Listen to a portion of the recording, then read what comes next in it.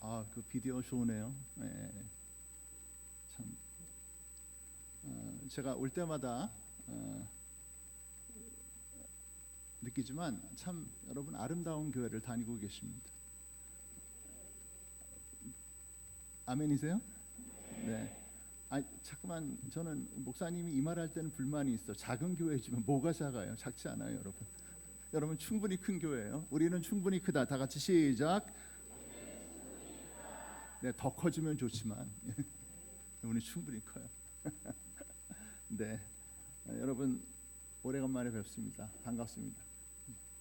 제가 이제 제 아내하고 10월달에 이제 와서 이제 한국살이 시작하고 나서 제 아내가 45년 만에 왔고 저 이제 35년 만에 오니까 둘 다 조금 걱정이 됐어요. 야, 이거 한국에 적응이 될까? 그런데 금방 적응되더라고요. 예. 요즘 저 따릉이 타고 다녀요. 따릉이. 여기 갈 때 따릉이 타고 저쪽 가서 내리고 하여튼 재미 들렸어요. 예. 한국살이가 참 너무나 좋더라고요. 참 한국이 대단한 나라예요. 지난 어려운 시간이 있었는데 이것을 극복하는 것을 봐도 그렇고 여러분 우리가 한국에 태어나고 한국인으로 이 시대를 살고 있는 것에 대해서 특별히 하나님께 감사하시기를 바랍니다. 네, 오늘 저는 동행이라고 하는 말씀을 나누려고 합니다. 동행은 함께 걷는 것을 얘기하는 거죠. 너무 쉬운 말이죠. 너무 쉬운 말입니다. 이 동행이라는 말이 성경에 처음 나오는 곳이 있어요. 그것은 창세기 5장의 말씀입니다.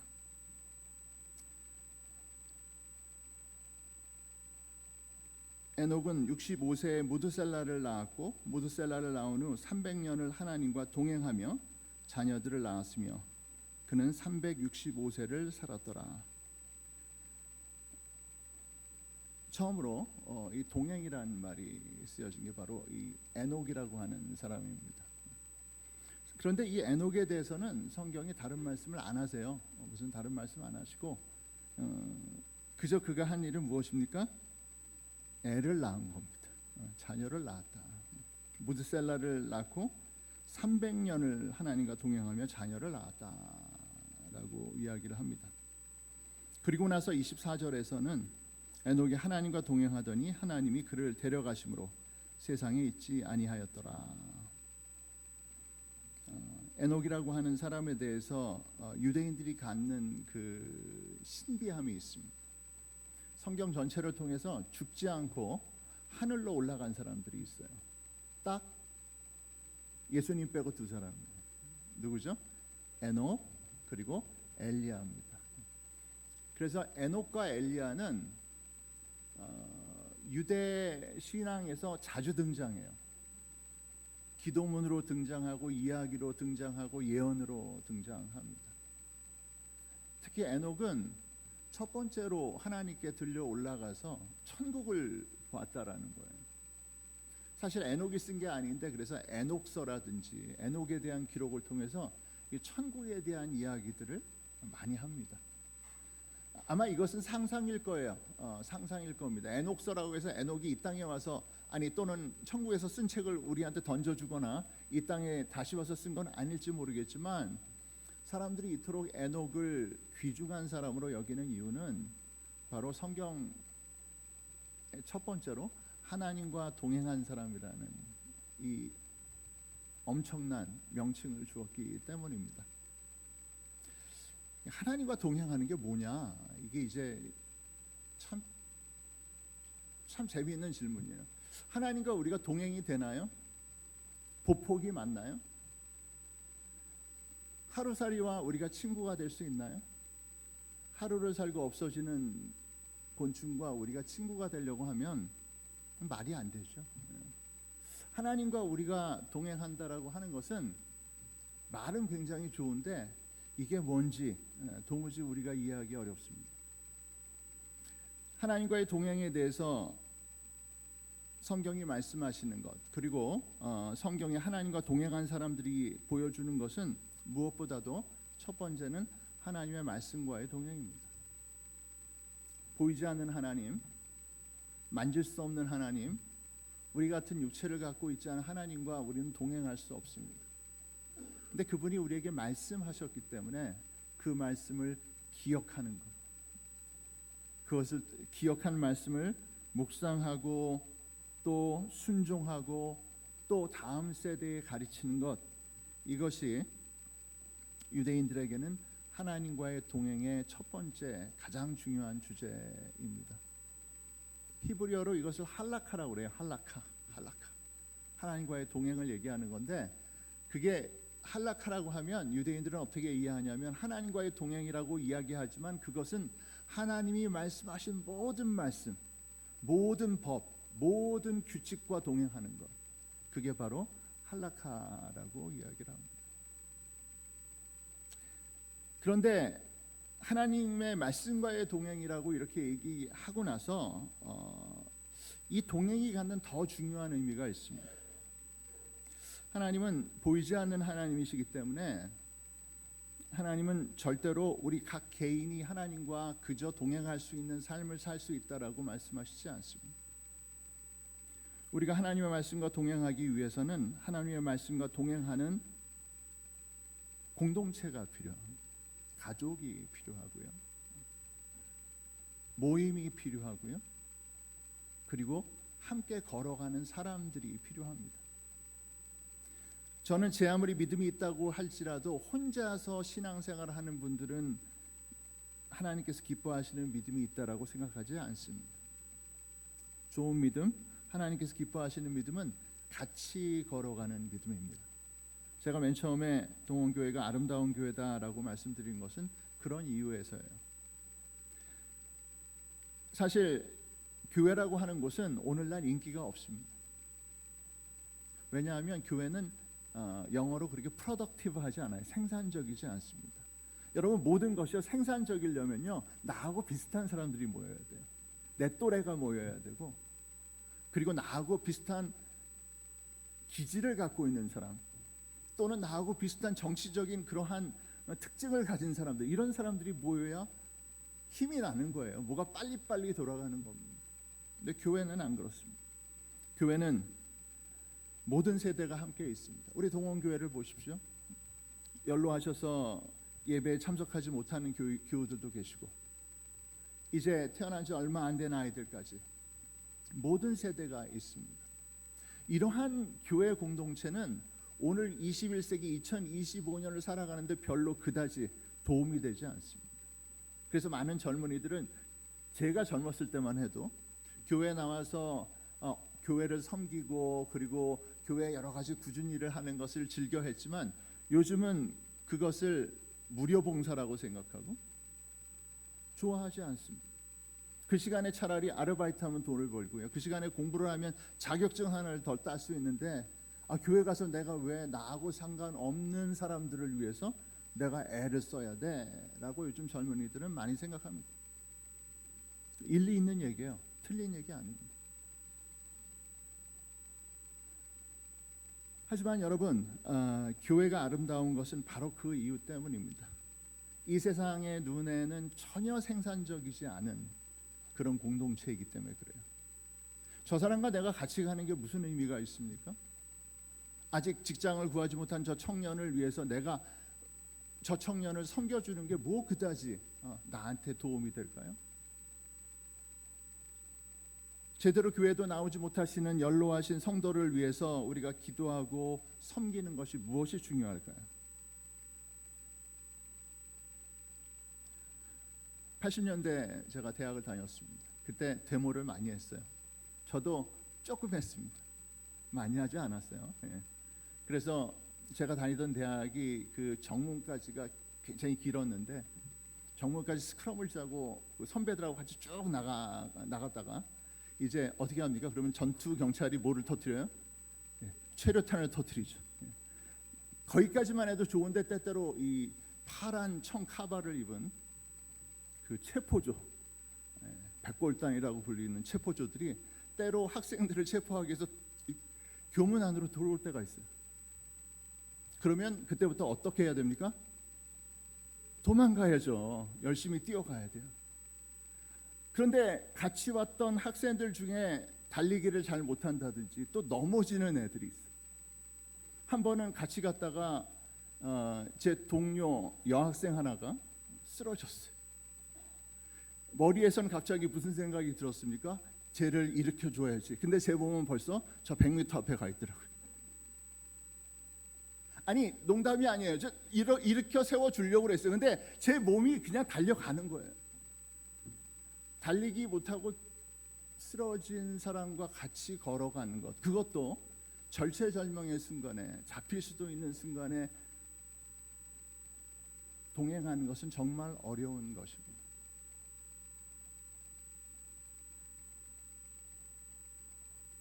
그런데 여러분, 하나님과의 동행이 바로 나와 보폭을 맞출 수 없는 연약한 사람들과의 동행이 하나님과의 동행이 된다라는 것이고, 이것은 엄청난 역사예요.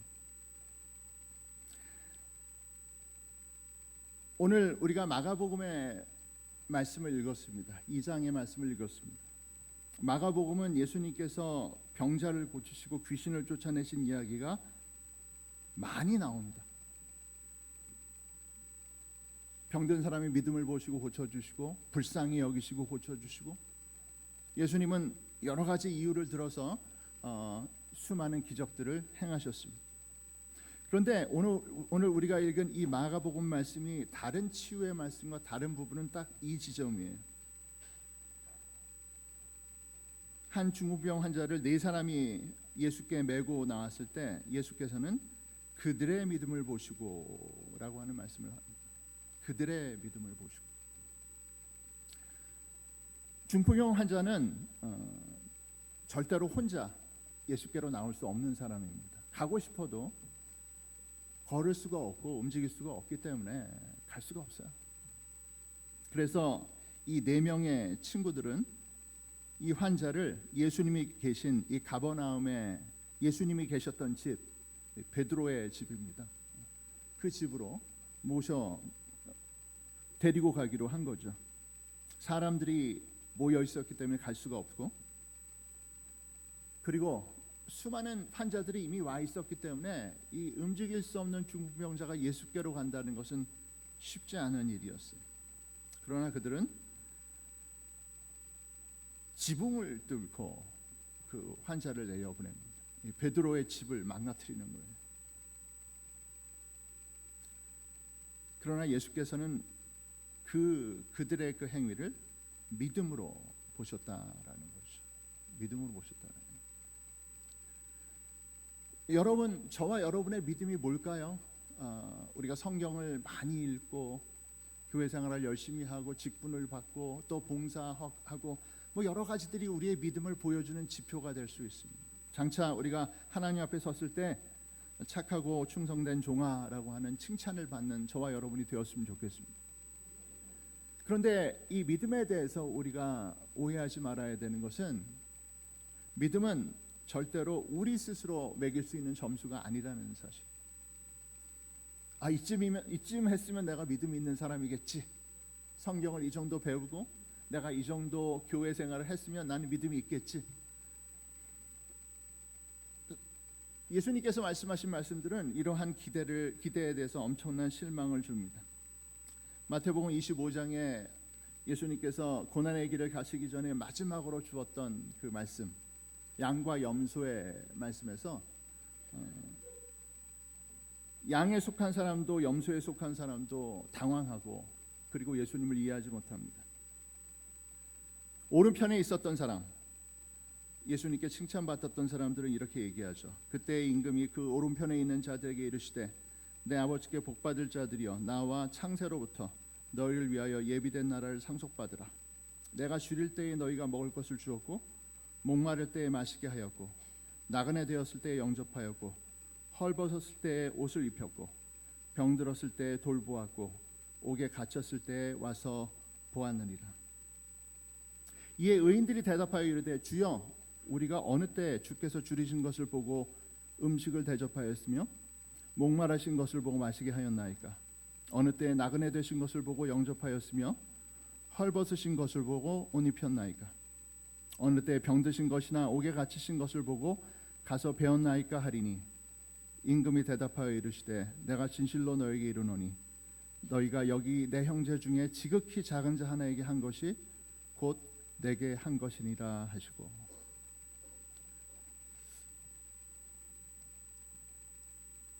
재림하시는 메시아께서, 우리 왕이신 하나님께서 우리에게 요구하시는 믿음은 우리가 얼마나 교회를 열심히 다녔고 얼마나 신조를 잘 외우고 그리고 철저한 교리 교육이 되어 있는가도 보실지 모르겠지만, 우리 예수님께서 제자들에게 마지막으로, 마태복음에서 마지막으로 주고 계신 말씀은 지극히 작은 자에게 행한 것에 대해서 묻고 계십니다. 교회는 참 생산적이지 않은 곳입니다. 여기서 여러분이 예배를 열심히 드린다고 해서 물론 그 예배를 통해서 우리가 은혜 받고 우리가 이 세상에 살아갈 힘을 얻고 다 좋지만, 세상이 환산할 수 있는, 세상이 환산하는 그러한 이익은 절대로 생기지 않습니다. 이곳에서 여러분이 신앙생활 열심히 한다고 해서 세상 사람들이 여러분들 젊은이들을 더 좋은, 스펙이 좋은 젊은이로 여기지 않을 겁니다. 그러나 여러분, 하나님께서 우리에게 주신 이 영적 공동체 속에서 우리가 허비하는 시간들, 어린아이들을 위해서, 다음 세대들을 위해서, 연로한 세대를 위해서 허비하는 그 시간과 그 노력을 우리 하나님께서 알고 계십니다. 우리 하나님께서 말씀하십니다. 착하고 충성된 종아. 우리는 남을 돕는 것을 착한 일이라고 대개 생각합니다. 맞아요. 남을 도우면 우리가 느끼는 만족감도 있어요. 저도 그래서 길을 가다가 도와주려고 합니다. 한 번은 저희 오피스가 있는 동네에 한 그 맹학교, 앞을 보지 못하는 지체 부자들을 위한 학교가 있는데, 비가 막 내리는데 한 보지 못하는 지체 부자유자 형제가 비를 맞고 가는 거예요. 제가 우산을 씌워줬어요. 여러분 그거 아세요? 그때 느끼는 묘한 만족감. 나는 무슨 일을 하고 있어? 나는 착한 일을 하고 있어. 자, 여러분 맞아요. 이 형제는 제가 씌워주지 않았으면 비를 맞았을 겁니다. 저는 좋은 일을 했어요. 거기에는 의심의 여지가 없습니다. 그런데 여러분, 우리가 깨달아야 되는 게 있어요. 사실 그 형제가 제게 좋은 일을 해주었다는 사실입니다.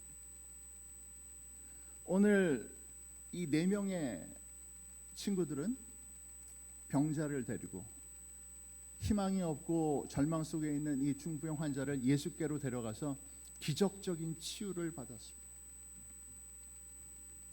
그런데 아십니까? 이 중풍병 환자는 이 4명의 건강한 청년들을 예수께로 인도했습니다.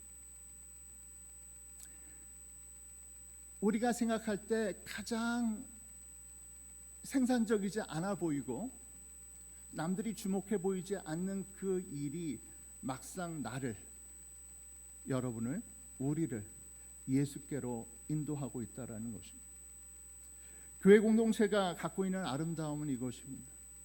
나는 그냥 저분을 도와드렸을 뿐인데, 다음 세대를 섬겼을 뿐인데, 어느새 그 다음 세대가 내 손을 잡고 예수 앞으로 나를 데려갔다라는 사실. 서로가 서로를 섬겼을 뿐인데 알고 보니까 그 섬김의 손이 나를 예수께로 인도했다라는 거죠. 제가 젊은 시절에 토론토에 있는 한 공동체를 방문한 적이 있습니다. 이 공동체의 이름은 Large Community, 방주 공동체라고 하는 공동체입니다. 이 공동체를 세운 사람은 장 바니에라고 하는 유력한 캐나다의 그 정치인의 아들로서 어떻게 보면 세속적인 성공이 보장되어 있는 사람이었는데, 이 사람이 젊은 시절에 큰 은혜를 받고 자기의 인생을 정신지체 부자유자, 발달 장애인들을 위해서 살아야 되겠다라고 헌신했습니다. 발달 장애인을 위해서 사는 게 아니라 발달 장애인과 그리고 정상인이라고 이야기되는 사람들이 함께 살면서 서로를 섬기는 공동체를 만들어야 되겠다라고 결단하고 그러한 공동체를 만들었습니다. 그래서 그 공동체에서 서로가 서로를 돌보며 사랑하며 서로가 세워주는 그러한 공동체를 통해서 수많은 사람들을 세워주는 그러한 역사를 이루었습니다.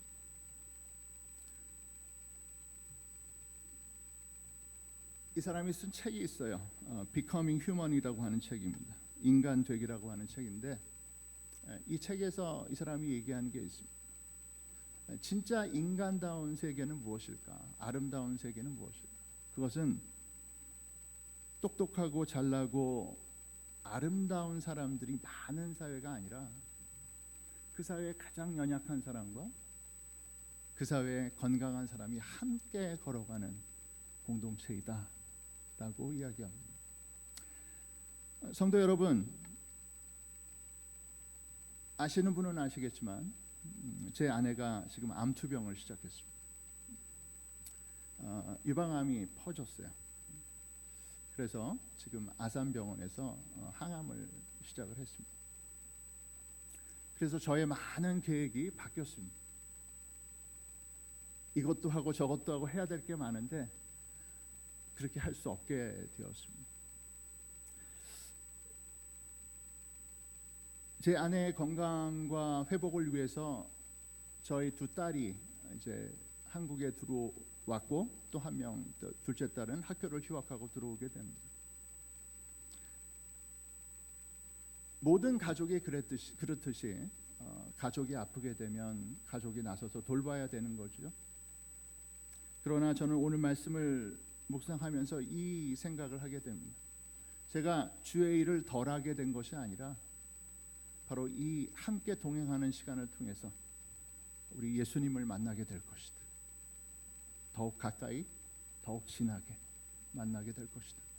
저에게도 제 아내에게도 제 두 딸에게도 이 시간은 힘든 시간이겠지만 엄청난 영적인 체험과 그리고 소망의 시간이 될 줄로 믿습니다. 사랑하는 여러분, 오늘 이 시대를 살아가면서 우리가 싸워야 되는 싸움은 남보다 더 잘되고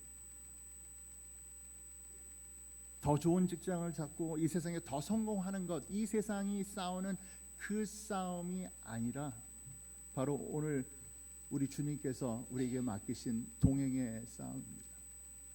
4명의 친구들을 통해서 이 중풍병 환자는 예수님의 치유의 기쁨을 맛보고 4명의 건강한 형제들은 이 아픈 중풍병 환자 때문에 그날 예수님이 만나주시는, 예수님께서 그들의 믿음을 보시는 놀라운 시간을 경험했습니다.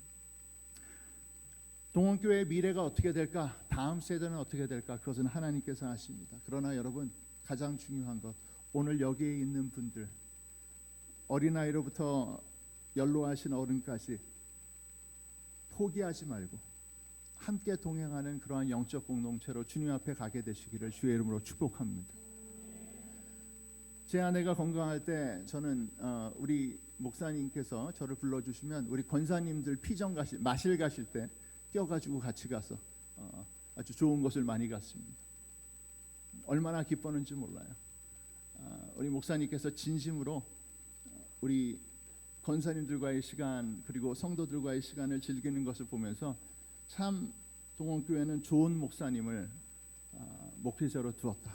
좋은 목사, 정말 좋은 목사님을 하나님께서 이 교회에 보내주셨구나 하는 것을 더 느끼고 있습니다. 여러분, 이 신앙생활, 이 교회 생활을 통해서 여러분이 누릴 수 있는 가장 아름다운 동행을 누리는 동원교회 되시기를 주의 이름으로 축복합니다.